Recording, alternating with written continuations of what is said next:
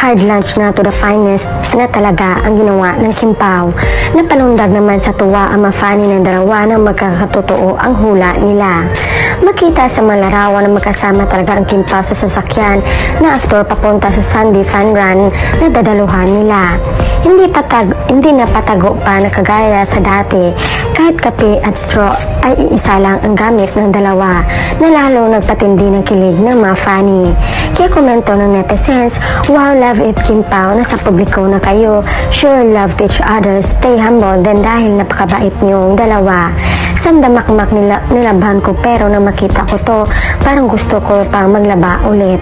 This is what you call hard lunch at its finest. No words to add, pictures are enough for us. Sige, humayo kayong dalawa at magpakasaya.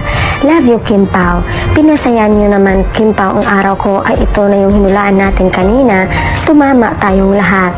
Sumakses tayo. Hindi ko na kaya ang kilig, akala ko pang promo lang yan, ang sabi ng basher. Iba't ngayon iisang sasakyan. Sige daw bashers, paki-explain, baka may alam kayo kung saan sila magpunta. Kim Pao forever. Walang katulad, basta ako masaya sa kanilang dalawa. Sarap pakitang ganyan sila, parang halo-halo, lamig sa mata at sa puso. Love you Kim and Paolo. Hi, sa wakas may happy pill together again. Walang iwanan hanggang dulo habang buhay, please. Thank you Kim Pao, wala na kaming ibang sasabihin. We love you both. Super happy kami sa pinakita niyang pagmamahal. God bless you always Kim and Pao. More blessings pa sa inyo. Next naman, announcement na talagang kayo na in real life. Ngayon yung sabihin sa nagkakataon lang Paolo Avellino at Kim Chiu. Sobrang saya at buong buo naman ang araw ko nito. No more explanations na kitang-kita na madlang people. Patay mga bashers, nag-sprayhan ng Kim Pao spray, wala kung meron pa, naghihingalo na. Kaya huwag mainggit kasi tapos na ang laban, kita nyo naman.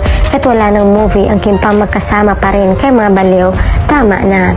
Manifesting here na forever na kayo, we're happy to see like this.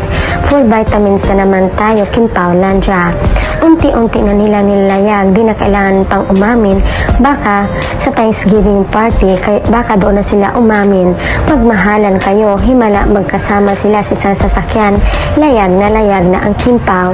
Love you. First time ni Paolo magpicture kasama si Kim Chiu sa kanya. Ginawa na ba yan dati ni Pao? Opo, sarap talaga humigop ng kape ni Kemi, sumaksis na Avellino, ngiti-ngiti. As a territorial si Pao, pinakita na niya talaga na para sa kanya lang si Kim. Tinapos na niya ang laban, minsan hindi nagparamdam, pero magparamdam sobrang wagas din eh. Kim Pao lang sa kalam.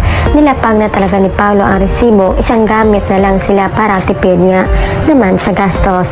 Love Kim Pao so much, forever Kim Pao. Show the world you deserve each other. We are happy to both of you. We pray the long table soon. ASAP. Yan ang gusto ko, palagi kayong magkasama. Sana aamin na kayo Kimi and Pao.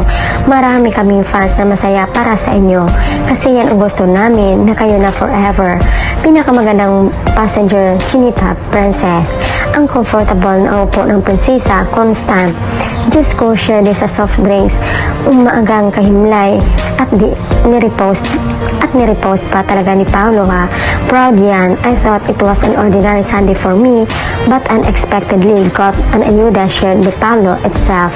Very timely, their tandem started in 2023 and this couple saved me from I've been through all along until this day.